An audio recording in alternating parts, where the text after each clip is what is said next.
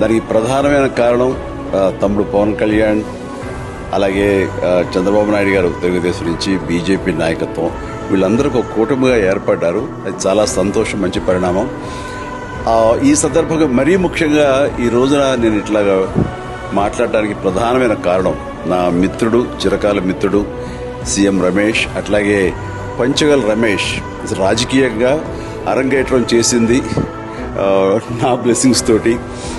అది తను.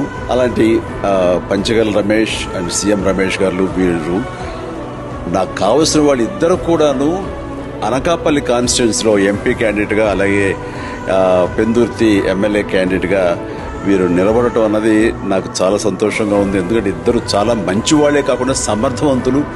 ఇలాంటి వాళ్ళు అలాంటి కాన్స్టిట్యున్సీకి, దాని అభివృద్ధికి ఎంతగానో దోహదపడతారు అనే నమ్మకం నాకు చాలా ప్రగాఢంగా ఉంది. ముఖ్యంగా సీఎం రమేష్ గారికి కేంద్రంతో ఉన్నటువంటి సంబంధాలు, అనుబంధం ఇది మరీ మరీ ప్రత్యేకం. నాకు అది ఎప్పటి నుంచో తెలుసు. వారి గురించి నేను వింటూనే ఉన్నాను, చూస్తూనే ఉన్నాను. అండ్ ముఖ్యంగా ఆ కాన్స్టిట్యున్సీ, అనకాపల్లి కాన్స్టిట్యున్సీ అభివృద్ధికి ఈయన పరిచయాలు, కేంద్రంతో ఈయనకున్న సత్సంబంధాలు ఎంతో ఉపయోగపడతాయి. తద్వారా రమేష్ అలాగే మిగతా ఎమ్మెల్యేలు అందరూ కూడా ఎవరైతే అభివృద్ధి చేయాలి ఆయా ఎమ్మెల్యే నియోజకవర్గాలు అనుకున్నారో అవన్నీ కూడా సజావుగా సాగిపోతాయంటానికి దాని వెనకాల సీఎం గారి కృషి డెఫినెట్గా ఉంటుందంటే ఎలాంటి సందేహం లేదు.